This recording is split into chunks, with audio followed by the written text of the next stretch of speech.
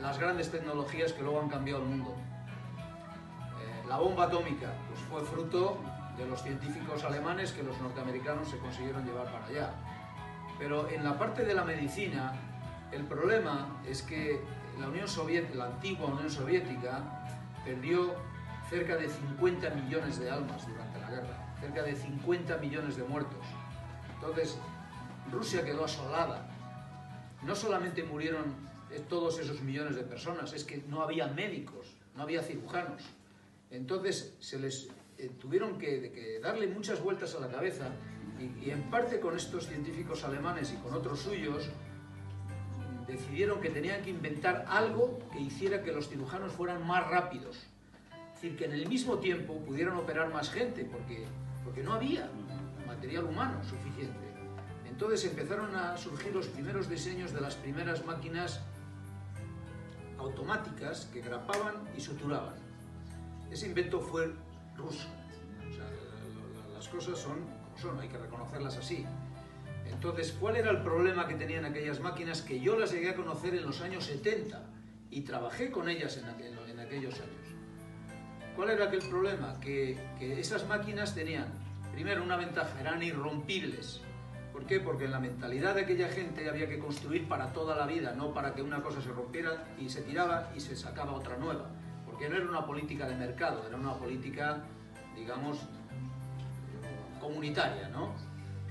Pero ¿cuál era el segundo problema? Como no era una política comercial la que ellos tenían, las grapas no iban incorporadas, había que introducirlas una a una en las máquinas. Entonces, una vez que se acababan esas grapas, el problema es que no había otras de recambio, porque los canales de comercialización, estamos hablando de unos años en los cuales, claro, no existía la Unión Económica Europea, no existía, era lo que llamábamos, algunos de vosotros acordáis, el talón de acero. No existía. ¿Os acordáis de aquella época, no? Entonces la forma de llegar a esas máquinas aquí era con cuentagotas y muy difícil.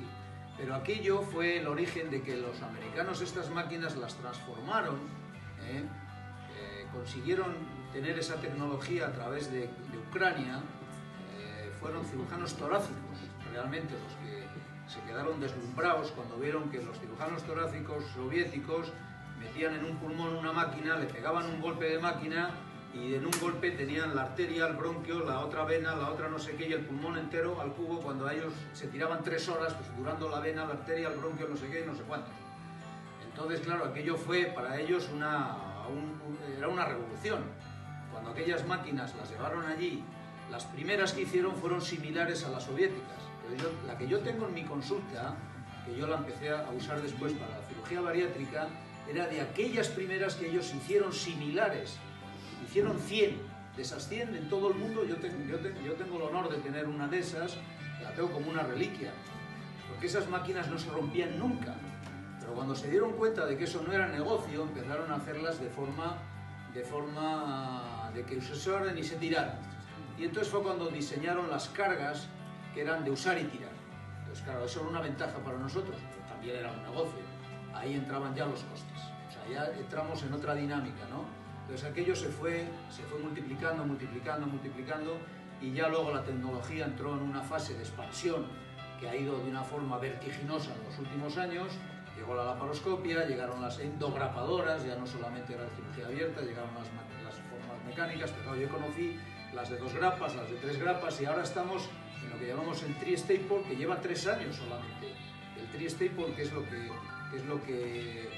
lo que yo he trabajado, en los que he operado en los últimos 3 años, no tiene nada que ver con lo que yo empleé en los que ya llevan operados tantos años como tú. Era otra tecnología distinta. O sea, esto sí que podemos decir que la seguridad es prácticamente, nunca podemos decir 100%, porque en medicina eso nunca se puede, y en cirugía menos, ¿no? Pero lo más cercano al 100% posible de seguridad. Y los instrumentos ahora que tenemos, que son los instrumentos de autograpado electrónicos, que son inteligentes. Es decir, son máquinas que realmente, la primera que se usó en España la usé yo, y la tengo en la consulta y está gastada solo para enseñarla. Pero después de esa que eso ha sido hace 2 años, en los 2 últimos años hemos tenido 2 generaciones nuevas, y con la que estamos trabajando ahora es el no va más del no va más. O sea, porque tiene más de 500 microchips incorporados, la máquina, para que no la copie nadie, para que no la puedan copiar los chinos ni la pueda copiar nadie. Y además tiene no un motor con el que empezamos ahora, tiene 3 motores añadidos, y esa máquina es capaz de calcular el grosor del tejido, de calcular la velocidad de grapado del tejido, de calcular el tipo de grapa que necesita cada tejido, de calcular la dirección del grapado en cada momento. O sea, todo te lo calcula cuando la sabes manejar correctamente, ¿no? Entonces, ¿eso qué es? Pues seguridad.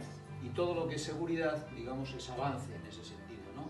En eso, digamos, el avance es infinito. Ahora, en lo que son los problemas mentales que le puedan afectar a uno, en los temas de la ansiedad y en estos otros temas que nos estás comentando, eso ya es otro problema diferente. Ahí esos ya son aspectos que no nos corresponden a nosotros, le corresponden individualmente a cada uno.